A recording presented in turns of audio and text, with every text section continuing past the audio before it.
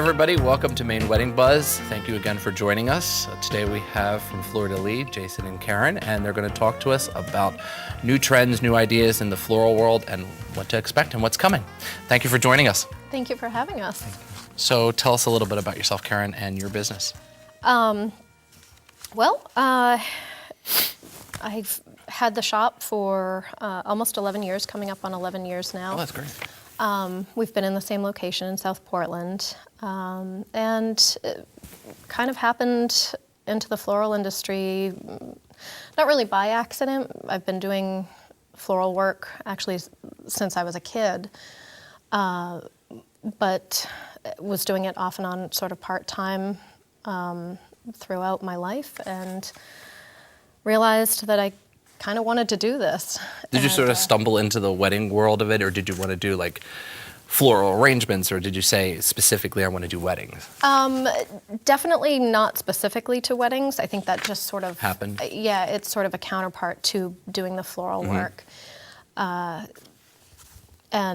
really one of the biggest aspects of our business. Oh, wow. At this point, you know, it's a big industry, and $1 billion, they're saying. So. It's worked out really well. Just sort of, like I said, had part-time jobs outside of high school and college, and then 11 years ago, you started. Started my shop from scratch. Wow. Yep. Excellent, congratulations. And Jason, what about you? I grew up in the business. My dad had always worked for a garden center, and they always had a flower shop, and someone needed to sweep floors and wash buckets. And I think that's how we all started too. Absolutely. And then I've been doing it professional for almost 20 years now. Oh, wow. And I've been with Karen for almost a year. And you became her wedding designer. Yes. Wow. So you basically, I think there's a new trend that they're calling wedding producers now, and so basically you're producing these elaborate events. So it's really kind of cool. So it's a great way to sort of spin the whole design aspect into producer. That's cool. And so you've been with Karen for a year. And what's your role at the shop? I'm wedding designer, bucket washer. We all share. So you meet with the activities. client, though. I do. I sit down with them, and it takes like an hour, and we go over everything step by step. And I make sure that I'm educated in what's new and exciting, so that way I can pass it along. Do you find it more interesting that when girls come in, do they know what they want, or do some of them come in and they just don't have any idea what they want? A little of each. Okay. They will come in with 30 Pinterest boards and not really understand the concept of the Pinterest board, or they'll come in and be like, I like red, and not know a single flower. So it's a little of each. Wow. And how, I know we talked about how you got started in the business. Was it the same aspect for you? Was wedding your calling, or was it floral? It was floral. Floral. I didn't want to do weddings. There's a lot of pressure because you have there one are no do-overs. chance. Once the wedding starts, you can't chase the bride down the aisle to fix the bouquet. I remember the first bouquet I made. It was awful. I mean, looking back, it was over the arm like a Miss America, and when she saw it, she was horrified. And we fixed it, and we made it good. But my goal was just to make beautiful things. Yeah. And in your eyes, I always say this, 26 years ago, your first job, you're like, oh, that was just excellent. And you look back and you go, what was I thinking? And so, that comes with time. And I think people become who they are because you need that past experience in order to shape your future. And I think a lot of people forget about that. I'm glad you said that. How many weddings do you guys do in a year? I would say a minimum of 50. Excellent. Yeah, and they range. Yeah. We have small weddings that people may pick up at the shop, and then we have bigger events that we certainly will go off-site and. We've closed before, and everyone has gone to pitch in. And you do the full setup from the church or synagogue or a bluff, because this is Maine, so when people get married on the beach, so you go everywhere. If you're so lucky. So it's not just the church anymore. But do you do all of it? So basically you create these little vignettes because it's the wedding part of it, then cocktail, because now they're doing flowers for cocktail hour, and then now the flowers for the big reveal of your your venue site for the actual dinner part of it. So it Right. becomes these 3 floral extravaganzas almost, And then sometimes people bring back the church flowers. Is that happening? If you're allowed to have flowers in the church, we often will recommend that you do repurpose those flowers Nice. from the church to the reception, because oftentimes they're fairly decent size arrangements. And they're elaborate. And they're elaborate, sure. Some churches do ask that the flowers stay for their church services for the next day. Oh, wow. But I'm finding that that's really just a few here and there. Is that something normal about keeping the flowers at the church? Like if the church asks for them, I think it's more as a gift to the church. Got it. I don't know that it's quite that open. That's interesting. How do you propose that to the bride? I'm like, I'd like to keep your $700 worth of flowers. So, what new trends are you guys seeing in the industry? A lot of it is in the detail work. Because you can only do a bridal bouquet so many different times and it's the same thing. But the newest thing is texture and shape. And this is a bridal bouquet here. And this is an example that we made for the show. And I'm going to hold that up because I think it's beautiful. And I love the work here. Yeah. The pinning that you did. I'm going to assume that, I don't know your floral pinning work. is- So this pinning is beautiful here. And the flowers are just absolutely just alive. And I love this detail right here. I love the choices that you picked. And it's just, would this be more spring, fall? How would you categorize This could this? either be spring or fall. Nice. Because Maine is a destination spot, we're almost completely booked for August, September, and October. And that amazes me. But people come here for foliage. Yeah. So that's, And that's exactly what I'm seeing here. So it's really, it's just.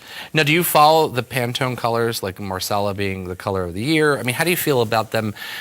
I think it was Orchid last year, and then this year being Marsala. Do you feel that that's sort of where girls are going? No, girls will go with what is comfortable to them and what they know and what they love.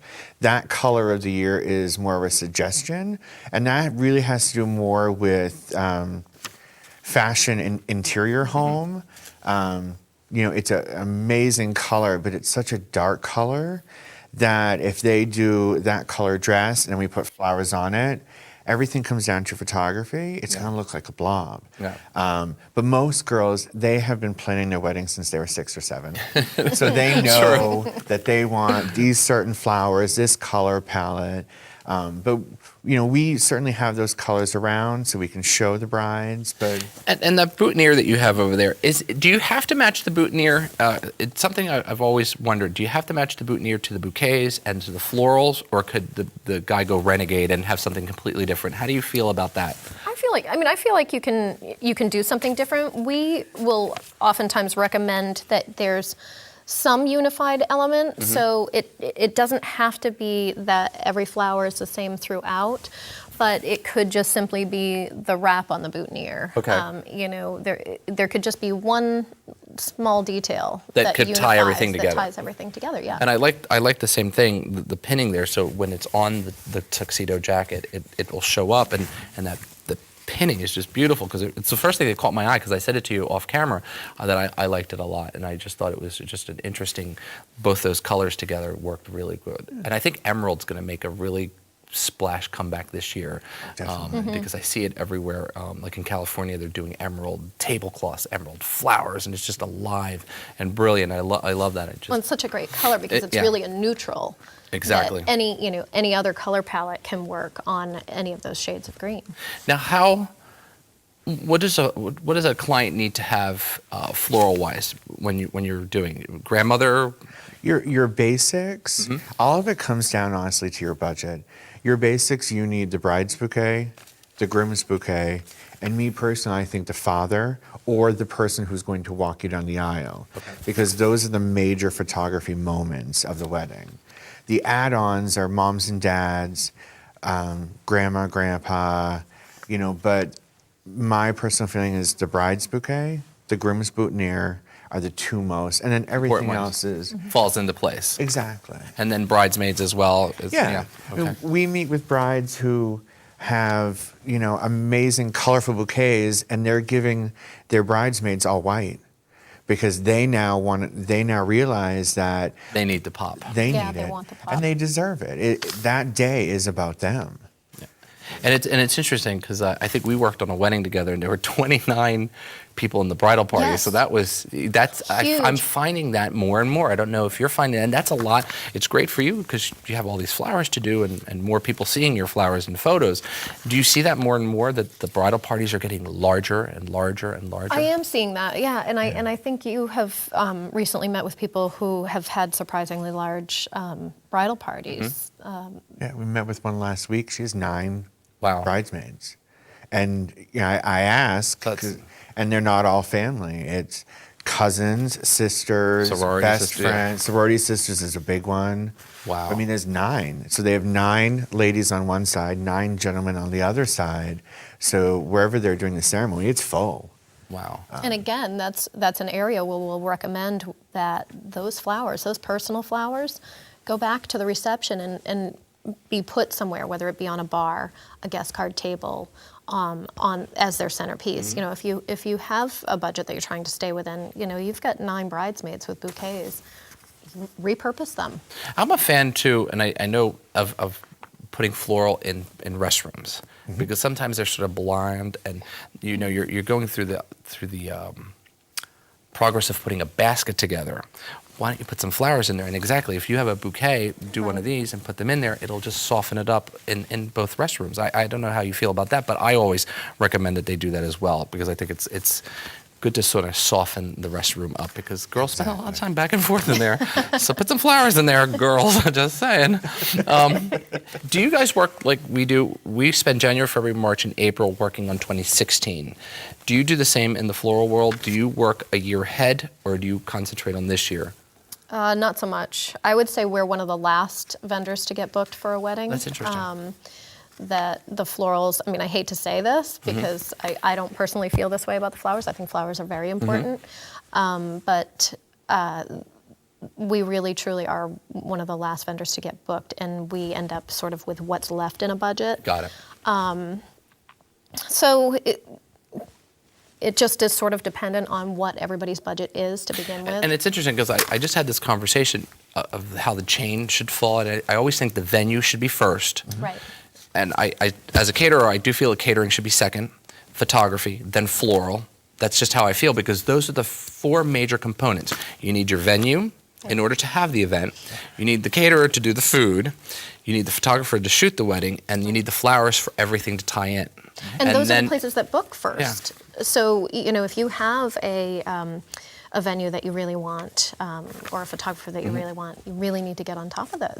Because they book up because quickly. Because they book up very quickly. But same thing, I think with floral, if people want to use you, come in, check it out, and come see you and stuff, and set an appointment up.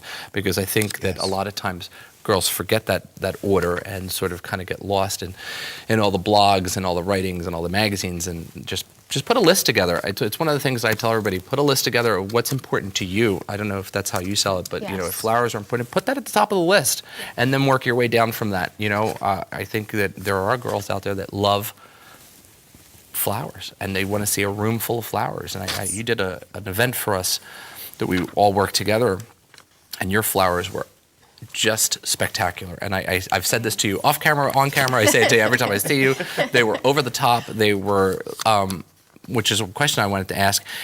I love seeing big centerpieces. And people always say, well, I can't see across the table. Right. How do you feel about that? I mean, I love seeing tall, large, over the top. Well, oftentimes, and I don't know, you'll have to see if you have the same response, but I found that when I met with a bride and whoever else was with her, they didn't want big centerpieces. They didn't want anything tall because you can't speak to the person across the table. My first reaction is, you can't speak to the person across the table if there's nothing on that table. Mm-hmm. Because once you get 75, 100, 200 people into a venue, it's too loud. And that's before you even have a band going. Exactly. So I'm so glad you said that. That was always my first reaction. You at any given venue, and I don't care if it's a 60 or a 72-inch round, you're talking to the people at your left, immediately at your left, and immediately at your right, and that's pretty much it. Yeah. Do you feel the same way? I do, and I like to mix the tables. I like to do half tall and half short. What that does is, if I'm sitting at a tall table, you're going to come over and look at the flowers. Hopefully, you're going to talk to me. Yeah. So then I'm going to go to your table because your flowers are different. So it's a great way to get people that don't know each other to mingle. And to look at what's going on at other tables too, and to meet people. And I'm a fan that no, you're not going to sit there the whole time. You want people up and moving. Yeah. The only time you should be actually sitting at your table is for dinner, and that's an hour. Other than that, you don't want them sitting at your table. You're not you want them having up. Exactly. If you're not moving, you're not having fun. Karen just said it, so remember that. So, how far in advance do clients have to book you? I know we talked a little bit, but the reality. It's roughly a year, but I've met with people who are getting married in 2 weeks, and it's not as elaborate. But the most important thing that I can tell you is you have to have colors before you can meet with us, because we'll meet 3 or 4 times before they buy the dresses. And it's like, oh, I got a navy dress. Certain colors go with navy. Then they'll come back, well, I didn't like those dresses, so I got this color. So for us, it's the most important thing that I can stress is have your color palette, and purchase the dress. Do you have color palettes in your design room that We you show? do. Okay, so then basically you're just... We have beautiful books done by color, so it's yellow and it shows every flower available. Nice. And the great thing is, Karen, we buy from local farms.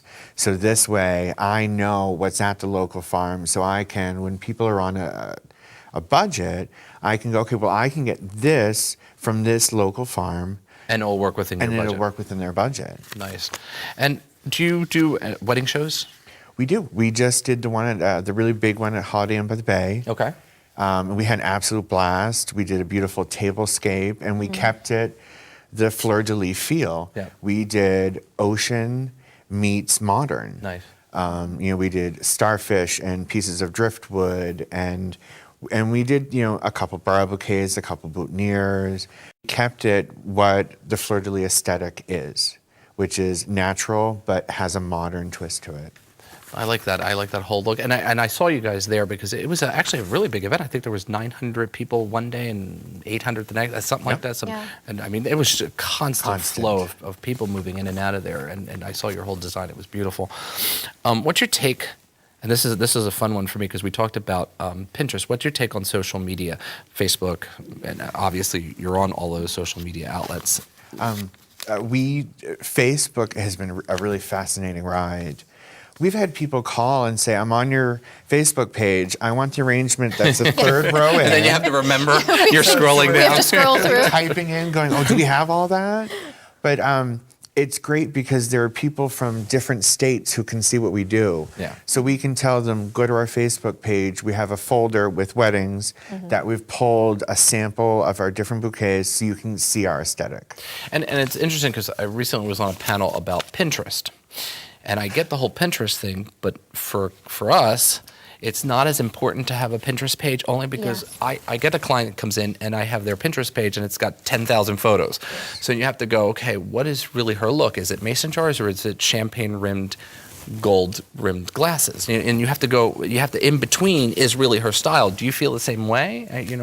I feel like it has helped tremendously. I mean, I had a bride several years ago before Pinterest from Washington, D.C., and I never met her until the day of her wedding. And so it was really phone conversations, email, and really mailing pamphlets and stuff back and forth.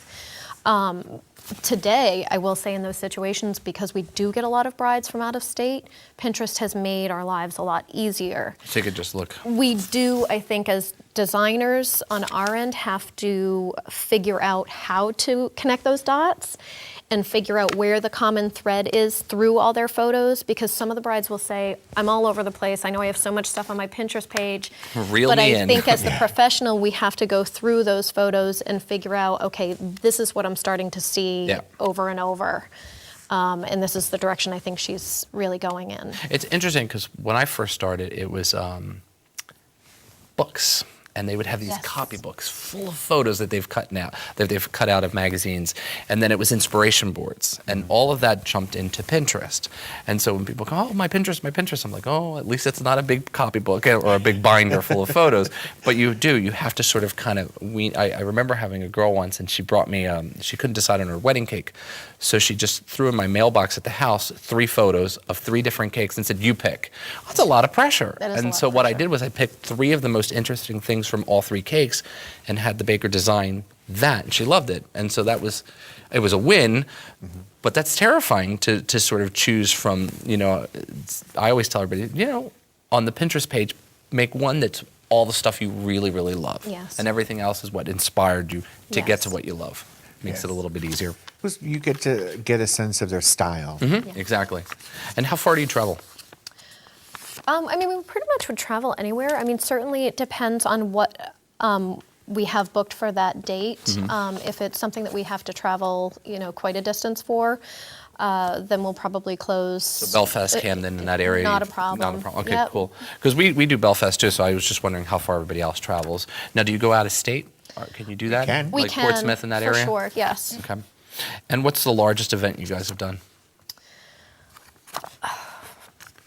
Well, I mean, one of the events that we did last year together was a pretty good size event for us. 369 people. There were yes, 30 that was- tables. that was a 30 beautiful, beautiful centerpieces. And what I love too is that the parents of the bride also did flowers for the crudité display, the dessert table, the Yes. bars. And I mean, they weren't little, they were big, beautiful displays. And your escort card table was beautiful. If I remember correctly, I think it was orchids? Yes. Dangling from driftwood Yes. almost. And it was beautiful.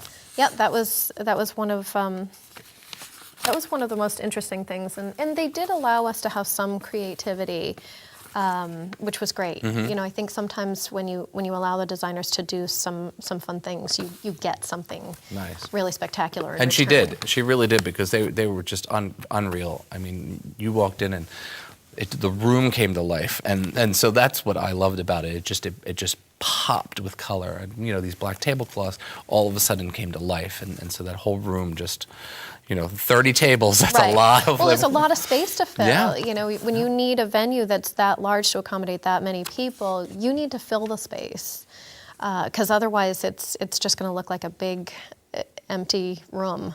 And we were lucky because we got to take some flowers home. So my daughter always loves getting flowers. So there are not a lot of people who were taking flowers because they partied. How many people on your team? We've got 5, and a couple full-time and a couple part-time. So Oh. we don't book a lot of weddings, because we are a small, intimate shop. It's really first come, first serve. Are you more of a boutique? I would definitely call us more of a boutique. Nice. We really want to pay attention to our client. We So the want them detail. to feel that they're important, because they are. And so we have some photos that we're going to look at here. I'm going to move this here and talk a little bit about them. Some of these I actually brought because of love some that. new That's- upcoming trend. I say newer trends. Are there succulents in that? Succulents, yeah, they've become quite Very popular, yeah. in the last couple of years, and we're really seeing brides gravitate toward using them in the bouquets, and then we can also do them as boutonnieres as well. So we have the option of ordering different sizes in the succulents. Wow. And they hold up pretty well. They hold up very well, yes. Like not like hydrangeas that sort of sometimes in the dead of. They're on the opposite end of the spectrum, especially in the heat of Oh August. my God! Yeah.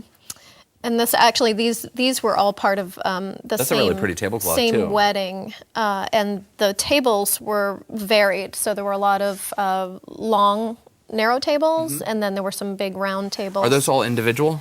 Yeah, vases? so the long tables had several smaller arrangements with mixed flowers, same color palette that she wanted, and then I love the roses in there. then the round tables all had tall pieces. So like Jason was saying, it just adds varied interest. It gives you, some variety in the That's aesthetic. what I like about when you design your floral is how it just bursts. Yes. So I love that. Yeah, I mean, there's a lot of space on the center of a table, and when you elevate it, you have even more space to work with. And I don't know if everybody can see that, but I can see directly across the course you table. can. I mean, it's a clear glass, you so can. there's plenty of Right. movement. So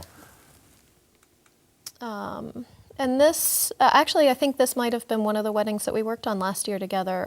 The color palette was so bright, so punchy, and showed up yeah. beautifully against dark linens. But she also, again, had a couple of different style arrangements on the tables. She did the low to highs, which is Exactly. what you talked about earlier. Yeah, but these were 72-inch rounds, so these were They were big tables. big tables. We had so- rounds and squares too. Yes, that's So there right. was- Yeah. So this actually, I think, was one of the squares. So that had one of the taller pieces, I think, because there was a little less room on those tables. Now, are those Bells of Ireland? Yes. Yeah. See, I know a little bit about the floral world, so shooting out my little names here and there. That's pretty. And then this one's leaning a little bit more toward fall colors, but I think that the colors can still be so spectacular. I think sometimes people really don't like the fall colors because they think of rust. Yeah. They think But that's dull. beautiful. But these were With the white surrounding it and then those color pops. And that's almost like a little bit of Marcel in there. So that's a really good definitely. way of using that. I like that a lot. Yeah, the colors. I remember, actually, I think that was one of yours last fall, and I remember you finishing that bouquet, and I was blown away. Oh, that's a bouquet? That's a bridal Oh, bouquet. wow, that's yeah. pretty. Yep. Oh, I thought it was just like a centerpiece. That's really pretty. Look at that. No, and then these, I believe, were the centerpieces.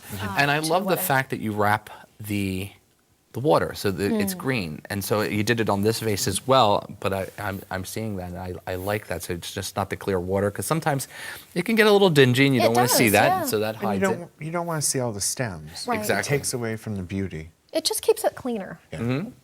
Keeps it more polished.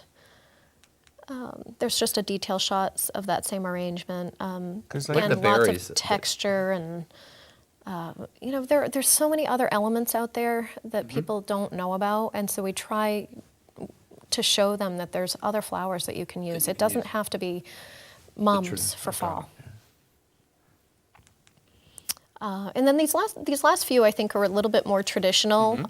We probably get a handful of brides that just want something a little bit more traditional every season, and There are girls that always love hydrangeas. I mean, that's Definitely. so. yeah, it's coastal Maine. I mean, you're gonna get it. It just seems natural, I think, especially if you're doing an oceanside wedding. And so this is another one a little bit more traditionally in the whites and greens. Now the grass that's over here, is that what do they call that? Is it grass? I'm trying to. Oh, the green trick. Is it- It's actually is in it- this bouquet is it this as well. here? It's actually a form of dianthus. It's Oh, called wow. green trick dianthus. I love that. And we love it because It's we're texture. we're so loving texture. You can so easily put a bouquet of just roses together, but This creates a little depth. in creates it, depth. yeah. It creates I like that. dimension. I like that. There might be one more, I think, again, in a traditional. Actually, I snuck this in here because at the bridal show, Jason sort of just last minute decided to put in a bouquet of baby's breath because there has been a trend toward that in the last few years. Yeah, and it was the most popular one. Really? And it Wow. was people came and just wanted to touch it and hold it. And we had made some really beautiful. We made a cascade that is trying to make its way back, and I was more proud of that. And these girls were like, "Oh my God, baby's breath! It's the best thing in the world." Yeah. I like seeing them in like Ocean Gate when you do it when you're getting married outside and you have the chairs all. If you do big silver buckets full of them where they're just Yes. big bunches down the aisle, I think it's really And pretty. it works in that It does. application. So you have to play around where it works. It works in mason jars. A lot Hanging of off the seats, Exactly. things like that. The barns that we've been doing. Yeah. as of late. It works in that setting. That's cool. And they hold up, and they're affordable. Yes. Yeah, and it works with a budget, and it also creates something different. You know, Yeah. if 2 weeks ago you were at somebody else's wedding and you saw a big bouquet, and then you come here and you see something different, it just goes, oh, it's another way of using that particular floral arrangement. So I like that. How long does it usually take for setup? Depending on the size of the wedding, we typically plan on at least 2 hours before the start of the ceremony to set up a reception. However, if it's a larger reception, then we certainly plan on more time. And it's funny because I like working, especially with your team when you're doing setup, because one of the things you do is you wipe the bottom of the vases, which drives me crazy sometimes when you see somebody come in and they just plop the flower down. You're like, I can't replace the tablecloth, so if you get it wet or muddy, I'm done. So beautiful centerpiece, muddy tablecloth. So, and I like that you come in, you clean the bottom of it, and that's it's all about the details. So I do watch all of that little stuff. So I like that. What's one of your favorite venues? I'll give a shout out to the venues. Oh. Well, it really depends. I mean, because we're in Maine, there is such an amazing selection. Barns. Like the Portland Marriott for an amazing grand ballroom. Yeah. It's one of my personal favorites, but for an oceanside way in by the sea is amazing.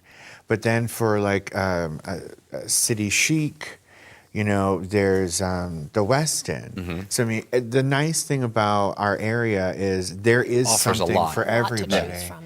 You know, from the natural to the city to. And which is interesting because when I moved to this town 8 years ago, very limited on what you could rent. Yes. Right. And now, I think by 2016, there'll be 28 barns in the state of Maine. There was one when I started. Wow. One rental barn, and I'm shocked. I mean, it's just blown up. But you know, Nadra Photography said this: Maine and barns are what it is like Italy and villas. Yes. And so you have to sort of embrace it, and so that's great. And so, but there are other things out there. You know, the Portland company, Ocean Gate, that all this stuff would work that we're doing. So it's really nice to see 8 years go by, and I'm sure you've seen it in 11 years in this state Definitely. how it's changed, especially in the rental world. I mean, Oh, so definitely. I'd find that interesting. Any funny stories you can share? Like something that you're like, Well, actually, that one of the ones that sticks out in my mind, only because I just mentioned it earlier, was the bride from Washington D.C. I had not met her until the day of her wedding, and I showed up to deliver the bouquets, and walked in, and I didn't have the flowers in hand. I wanted to make sure that I was in the right spot and so forth. So I walked in. And she goes, "Oh, you must be the babysitter to take care of the kids." Oh, no. So I wasn't sure how to take that. that's funny. That's interesting. What's I'm gonna expect that it was because I was so youthful. Okay. Well, I'll tell you, I was in Philadelphia one time, and I went with Ruben to an event at the Kimmel Center, and it was 4 of us, and we all had shirts and ties on, and every 5 minutes I got somebody tapping me on the shoulder. I'm like, "Do you know where the restroom is? Do you know where the aisle is? Do you know where I can find this seat?" And I'm going, "I don't work here. I'm actually coming to an event." And I'm like, and so I felt the same way. I'm like, is it me? Because they didn't ask the other 3, they just asked me. And I was like, okay. What's your favorite flower to work with and why? So it's one of those questions. That changes seasonally. Really? Yeah. Wow. I mean, I do have my newest love is called a Picasso Cal Lily because it's white, but it has a beautiful purple throat. So when you look at it from one angle, it's one thing. When you look at it head on, it's completely different. Oh, wow. I love green, purple, and white. Jason loves purple. Yeah. And so that, but I mean, green there's so much texture. Yeah. Do you have a go-to flower that's never let you down? Like the green mini hydrangea, honestly, has never let me down because it gives you such a pop of color that you need. And it tends to brighten other flowers. It's funny, you can take a color and it can stand alone, but you put that light green next to it and it makes any color pop. And it doesn't matter what color it is. Now, do you ever have decision making on the tablecloth at all? Like when you're designing something, or sometimes you come in and you have this floral arrangement, you just go, it's going to sort of clash. I mean, I can see that sometimes. Like if you put this with a particular like a, let's say, a purple tablecloth, I don't necessarily think it would work. Right. Would you feel, like, is that one of the questions that you ask your bride? It's definitely one of my questions that I ask. And oftentimes, too, if they're looking to add another color, if they are using a neutral linen, I will often recommend doing a different colored napkin. You can have a neutral linen, but you can add a pop of color to the rest of the table by changing up a colored napkin. And Karen is doing one napkin. I try to tell everybody, don't do every other napkin a different color, because then it bemes a rainbow. And so we try to make sure just, something simple. It goes a long way. One color. One color. And I'm a fan of ivory. I love ivory on a tablecloth. I like an ivory damask. I'm a fan of pintuck too. I mean, I love things that have a little bit of movement, but I'm also we just designed a table that had actual grass, and it was just these carpet on an 8-foot farm table, just to give the just movement on the table, just something different. And, it's not going to work for everybody. It's got to be people who will think out of the box a little bit. And so I like things like that. But at different locations, you can never go wrong with ivory, and you can never go wrong with an ivory damask cloth, because it's just beautiful. And I'm a fan of to the floor. Yes. Always Yes, to the floor. I've said to this the at every floor. show, to the floor with your tablecloths. What's your 2016 looking like? I don't even know that you've had calls quite yet for 2016. No, the thing is, if they don't have their color palette, it's a waste of their time, because we're going to spend an hour to 2 hours talking, and then because they don't have their colors, it's kind of, we have to meet again. Yep. Right. So we traditionally are 6 to 8 months out, but we'll certainly meet with people and talk with them and get ideas down, and we'll take their deposit and hold their date. But it honestly, they have to have colors. Yeah. It's great that they found their spouse. That's the best thing. So that's number one. That's You found your mate. But then have your color palette, because I can show you all these amazing things, but then you go and buy a dress and everything clashes, and we have to start from scratch. And I don't mind doing those things, but sometimes they have so many things to plan. It's like, I have to do this again. And how are you finding, now that Maine passed the law and we can all get married, everybody? Which is great. Which is good. How are you finding that? I mean, because I'm gay myself, so I don't advertise that in my business, not because I'm ashamed of it, because I believe everybody can come to my website and I don't have to separate it. I feel the same way. So have you gotten, because we've booked up, and the first year I think we did 15 weddings that were same-sex couples, and I hate saying same-sex couple, it's just anybody can get married. Right. So whatever. And so do you feel the same way? Did you have to, for my last question, how did that happen with, I think the guys and the girls? I'm gay. I don't. My personal opinion, and I could be wrong, and I hope you don't get hate mail, but those people. Well, send me mail, even if it's hate mail. Those people, I think, understand what a wedding is a little bit more than the everyday straight person. They've had to fight for it. Because, again, they've had to fight. So a lot of them that I've met with, they, again, have been planning for a while. And now that it's legal, and they're teaching each other. I remember 5-6 years ago, I had met with a gay couple, and they had a problem finding a DJ. Nowadays, you don't have that, which is wonderful. It's been hard for me to transition my vocabulary to same-sex couples, only because I'm just used to bride and groom. Where's the bride? Where's the groom? And I'm just holler this stuff out. And so now I have to catch myself sometimes, and I've gotten 100% better. The first year was like, oh, what am I doing? That was my biggest thing it's really to hard, overcome, and it's not that you're.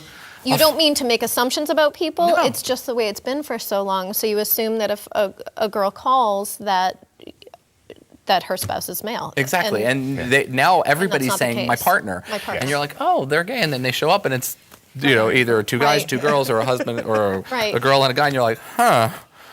Okay, well, that totally threw me off, and you're scribbling on your paper, changing. So I just wanted to know how that was. So We're seeing them. We are thrilled because, I mean, love is love, Yeah. no matter who it is. But it's great because, you know, when they meet me, they can tell. yeah, I do the same thing. I'm like, really, you can't tell? Hello. You know, so that kind of puts them at ease. But it's just so wonderful that now everybody can. It has brought Karen and more profit. Good. And more ideas because they will think outside the box because they're living outside the box, the wedding box, It's an I should interesting say. way of putting it. And it is, and it's, and a lot of it too, and I've said this before, is I call it a click factor. People book you not only because your work is good, but because they like you. Yes. And I've said this, it's the title of my book when I write it. It's called Temporary Friend, A Caterer's Guide to the Perfect Day, because girls are really your temporary friend, and I say that with all love, Yeah. but I sometimes feel like the father of the bride. I'm chasing after you to get a hug, and they've already left, and you're like, but we spent 9 months together. And I feel like I've gotten broken up with, you know? And so you get a nice letter, you get all that, but it's like, oh, I wanted a hug and a kiss. And Ruben's like, you're not marrying them. I'm like, I get it. But it's sort of, you know. But you're spending a lot of time. and you're And you a get to know big them part. personally Really very well. well. I mean, all of their intimate stuff, from the fighting in the office Yeah. to all that stuff, and you just go, oh, okay, I get it. And, you know, you shut the door and you're like, hammer it out. Yeah. And you just, and not meaning me and the bride, you know, they're fighting either with the mom or the dad, and they Exactly. want this, and this Right. person wants that, and you sort of have Right. to play both sides and go, okay, let's go with it. So, last 3 things for your flower shop that you want to give out to the audience. Three things that you like about what you do. Shoot it out there and tell them. Oh, Put I you on love the the spot, Nick. creativity. Creativity. I like that we get education. Education. Karen makes sure that we know the latest trends. We go to different floral shows so that we are aware of what's going on. And one more. We have amazing product. It lasts 2 to 3 weeks. When I first started there, I took flowers home because I had been someplace else. And I had a rose that lasted me 2.5 weeks. And I'll admit it, I'm horrible. I didn't recut it. I would throw some an ice cube in it. But the fact that it lasted so long was absolutely great because I know that what we're selling to people is You a could stand by quality it. product. Quality, Yeah. yes. And that's important, you know, more than price is quality, because when you give flowers to someone, whether it's a wedding or a special event or a birthday, you want it to last. Sure. Excellent. Well, again, thanks everybody for joining us on Maine Wedding Buzz. We'll see you next week. Thank you to our guest. And as always, thanks for tuning in. Thanks.